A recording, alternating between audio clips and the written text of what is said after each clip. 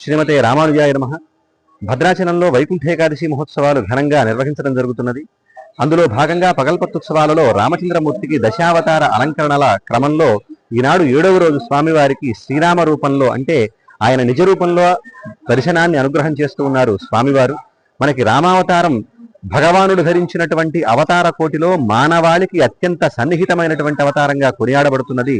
రామచంద్రమూర్తి మర్యాద పురుషోత్తముడిగా విఖ్యాతి చెందినటువంటి వ్యక్తి సౌఖ్యం కన్నా ఎన్ని కష్టాలు రాని నష్టాలు రాని అనుకున్నటువంటి ధర్మం పైనే పెద్దపీట వేసినటువంటి అవతారంగా మనకి రామావతారం కొనియాడబడుతున్నది.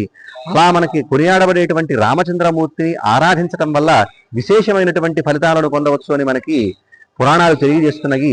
ఐశ్వర్యం రామపూజనాథ్ అని చెప్పినట్లుగా రామచంద్రమూర్తిని ఆరాధించడం వల్ల గొప్పనైనటువంటి ఐశ్వర్యం చేకూరుతుందిట. అంతేకాకుండా ఆదర్శ ఆరాధ్యాల కలబోతైనటువంటి వాడు రామచంద్రమూర్తి. మాధవత్వాన్ని అంతర్గతంగాను మానవత్వాన్ని బహిర్గతంగాను చేసి ఇలా దేవమానుష లీలను చూపించి మాయా మానుష పురుషోత్తముడిగా విఖ్యాతి చెందినటువంటి రామచంద్రమూర్తి ఈనాడు మనకి రామరూపంలో తన నిజ రూపంలో దర్శనాన్ని కృపజేస్తూ ఉన్నారు. ఇలా ఉన్నటువంటి రామచంద్రమూర్తిని దర్శించడం వల్ల సూర్యగ్రహ సంబంధమైనటువంటి బాధలు ఏవైనా ఉంటే అవి తొలగిపోతాయని చెప్పడం జరిగింది.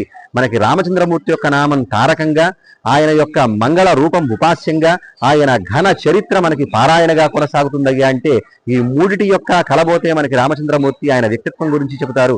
అటువంటి దివ్యమైనటువంటి రామచంద్రుడిని దర్శించి తరించవలసిందిగా కోరుతూ జై శ్రీరామ్.